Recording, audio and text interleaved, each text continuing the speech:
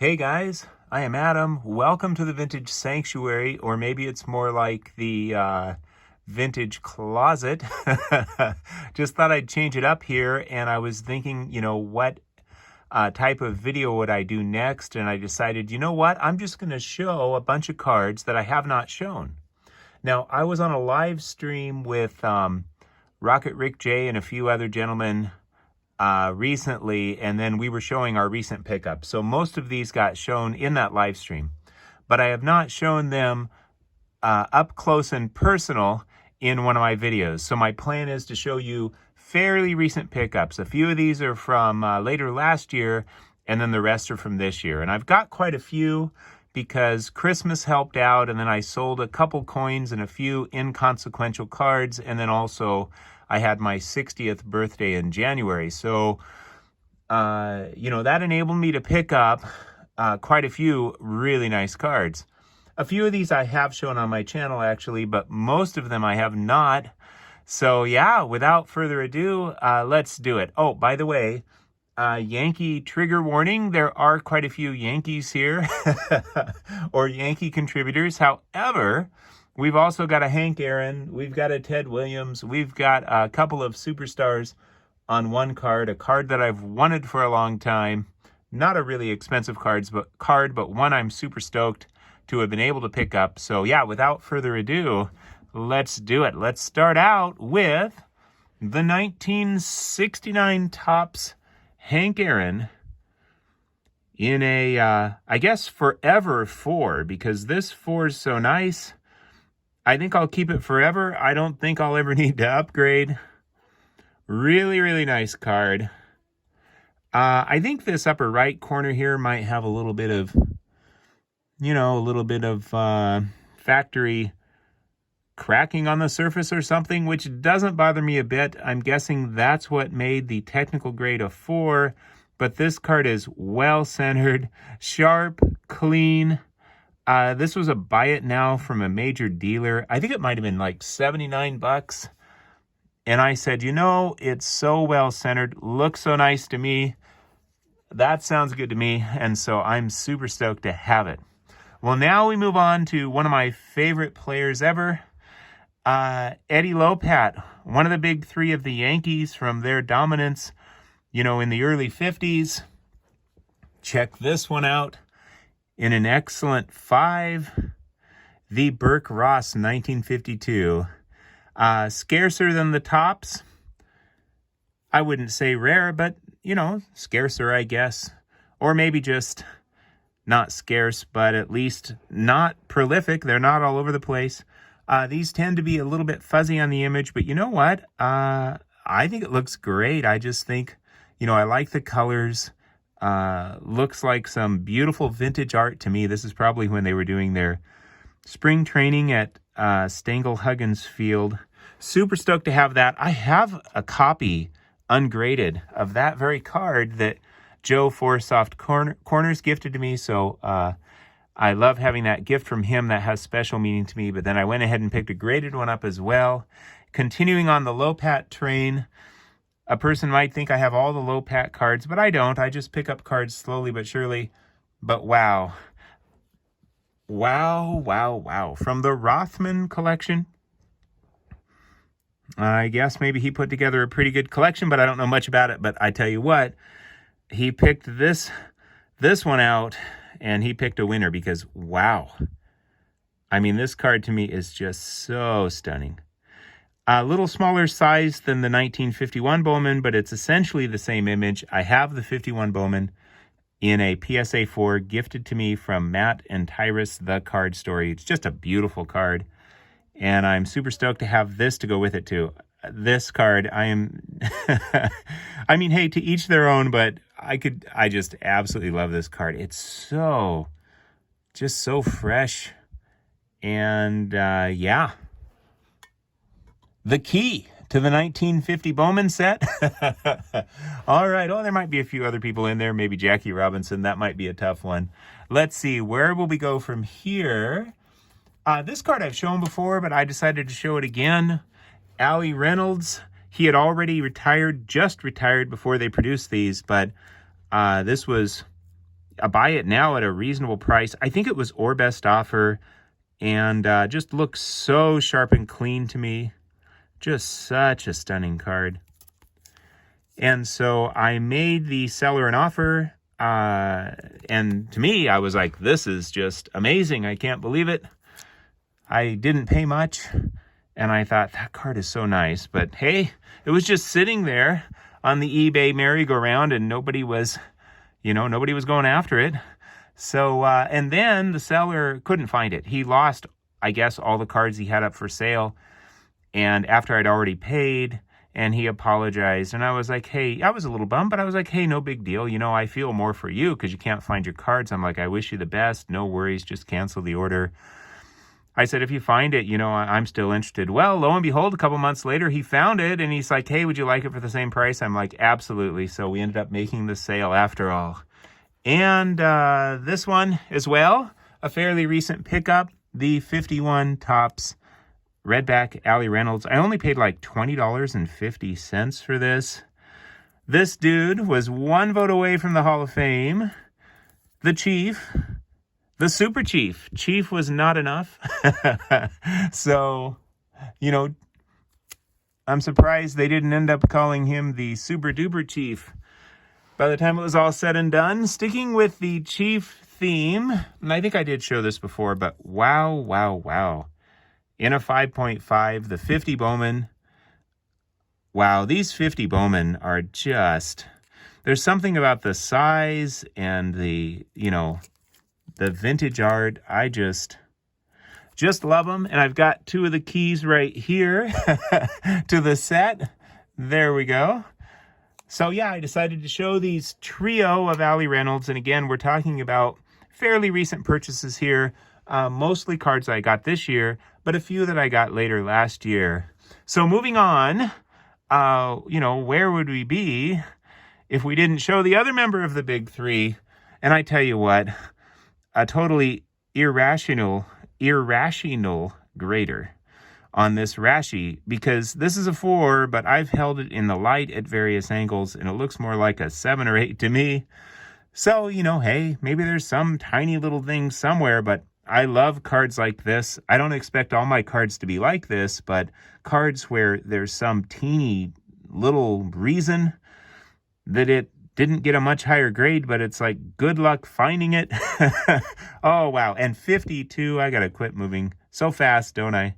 Got to think about my audience here. I appreciate each and every one of you checking this out. I mean, 52 Bowman might just be the definition of vintage art. This card is just so stunning. So happy to have it, and he was a really intimidating pitcher. Can you tell from the picture? I feel like they could have made him a little meaner. Actually, he was a quiet and just really awesome person, great with children.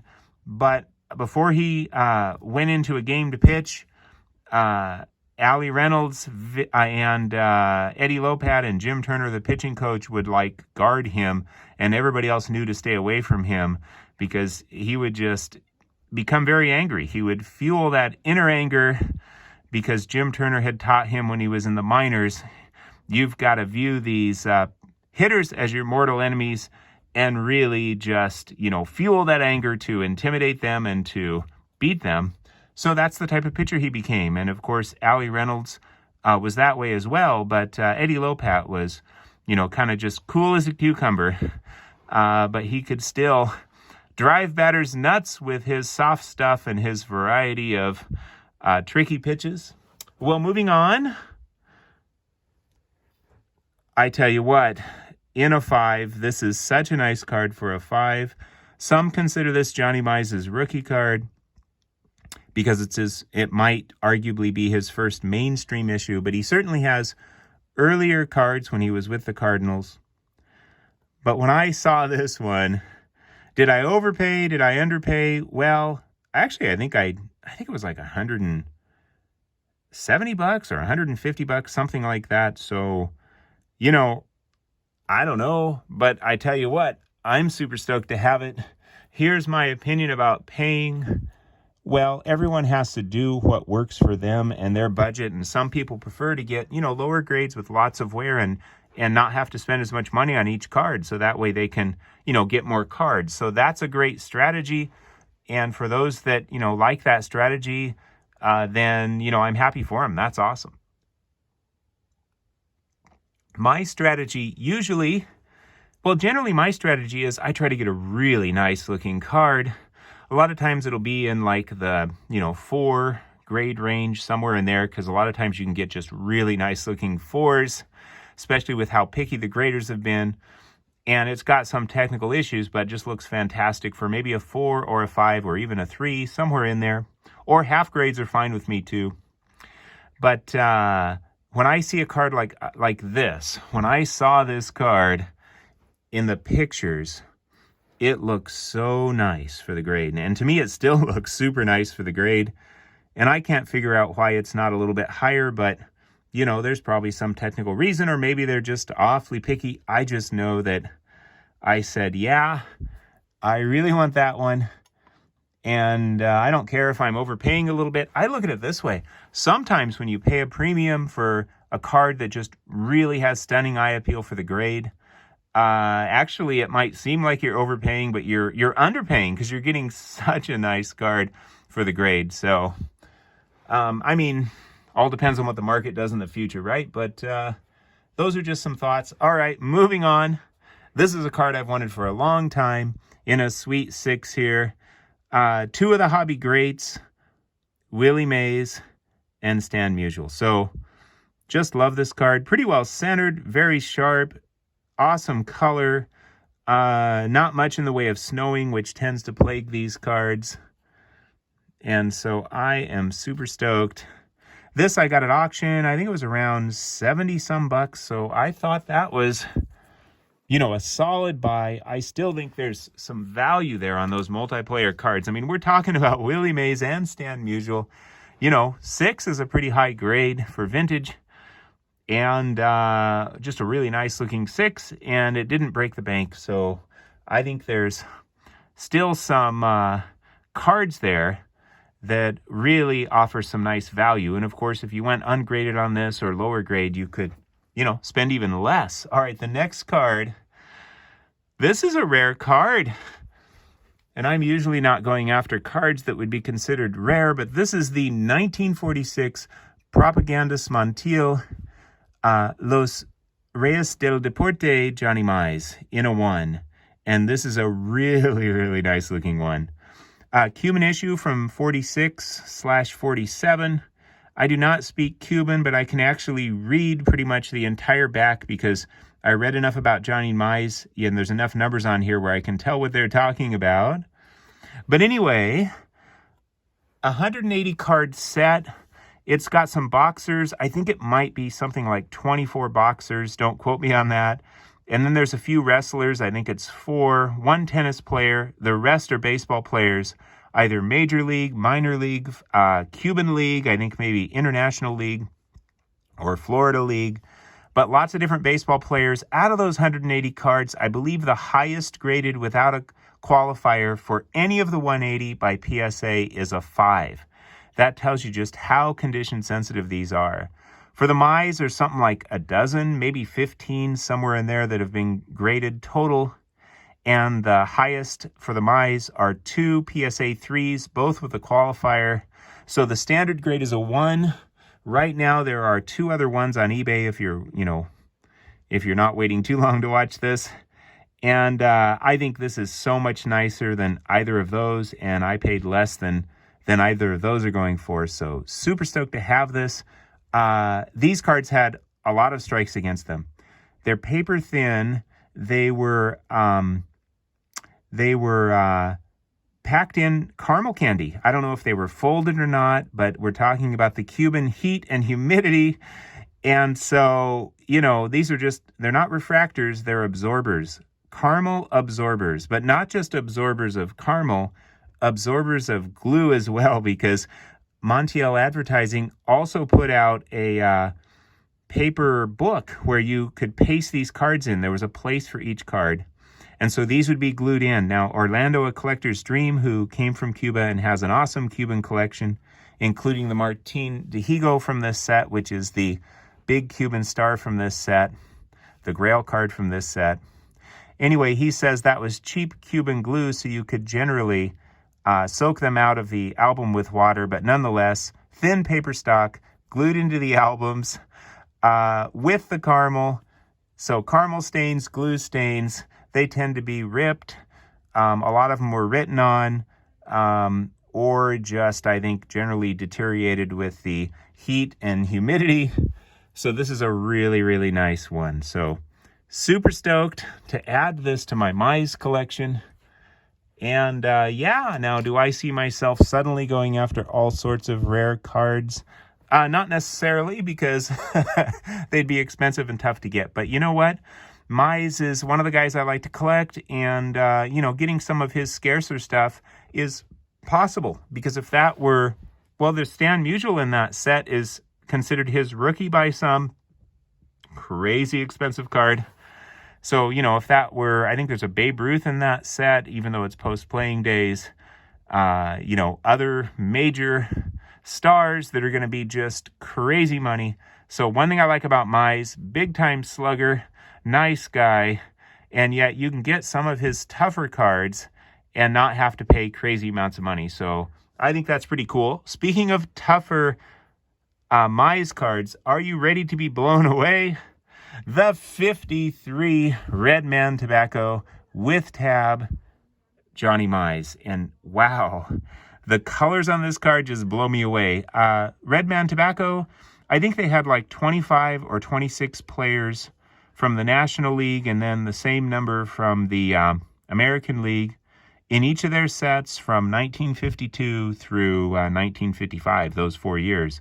This is the only year Mize was in, and it's probably because he was an absolute beast in the 52 World Series, so they honored him by putting him in their 53 set. Of course, they had to, you know, they were putting so few baseball players in their sets that they had to be very selective, and Mize made the cut for their 53 set. These cards tend to have lots of creasing and wrinkles because they were cellophane wrapped onto the soft tobacco pouches, and of course the tabs. Cut off 50 and get a baseball cap or whatever the item was for that year. So, you know, with tab, pretty tough with tab, and also tough to find. I think even mid-grade like that is really a prize. Now, you're not going to be able to see me, which is probably an improvement here. I'm going to move this off to the side. Let's see. Uh-oh. Whoa. Move it over a little bit. Maybe about like that, maybe. I guess that's kind of in the way. Oh, we'll do that. There we go. That looks pretty good. We'll call that good. Okay, there we go. All right, we're down to a couple cards. Are you ready? This card I had sold, did a little saving, sold a coin or two and a few relatively inconsequential cards to make this happen. I already have the gray back, but now the white back. This came on January 2, so bought it last year, but it came this year. This is a card I've wanted for a long time.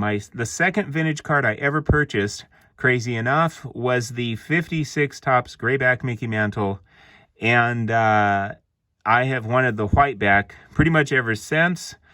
Notice border chipping, super common for the white back. Something about the paper/ink they used when they produced the white backs. Let's check out the back.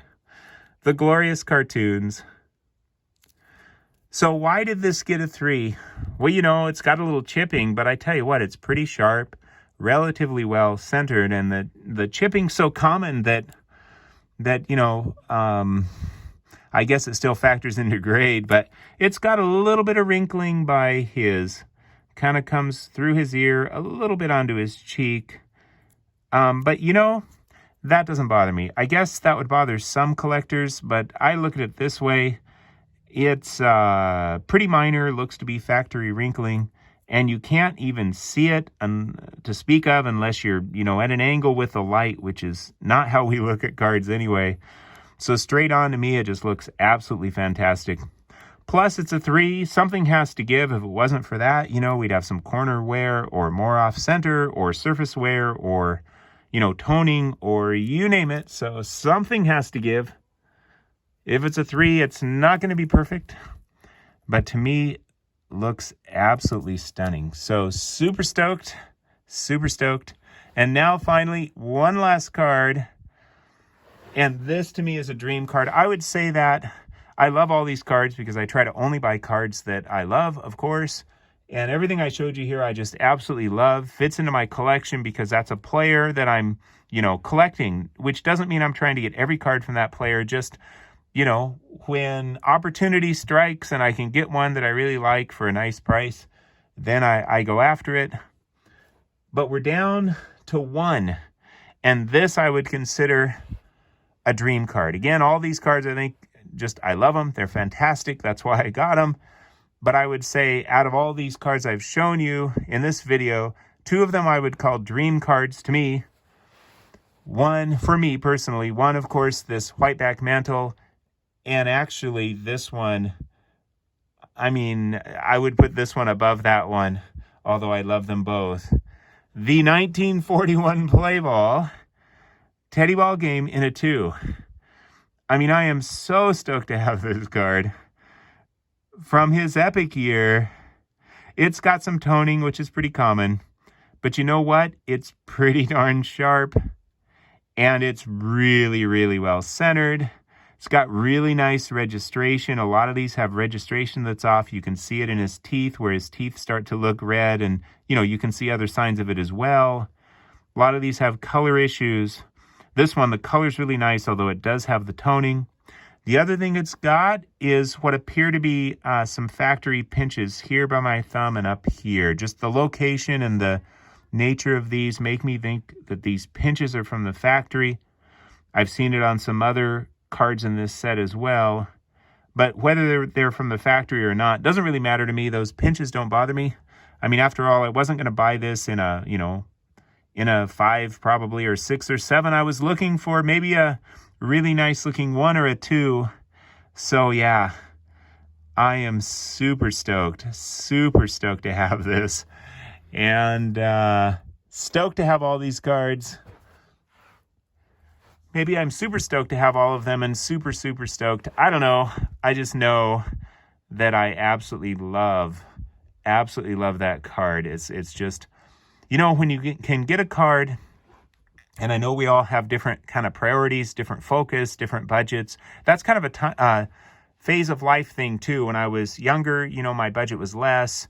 Now we're empty nesters, so it's more, so that helps out. But when you can get a card that for you personally is a dream card, it just continues to bless you, because over the years, if I'm blessed to live more years, every time I check this stunning beauty out, I'm just going to be like, wow, this is so amazing. I am so thankful to have that card. Thank you, everyone, for sharing in my joy. I decided to go kamikaze here, although there's only 2 kama cards. Maybe it's cardakazi. Maybe it's a carducopia. Anyway, I'm going to lose subscribers now because I'm starting to try to be humorous again. But I decided to just blitz you with cards that I, for the most part, have not shown on my channel, that are all pretty recent pickups. Thank you for sharing in my joy. I hope you had a wonderful and peaceful time in the vintage sanctuary, or at least this closet. Take care, my collecting friends.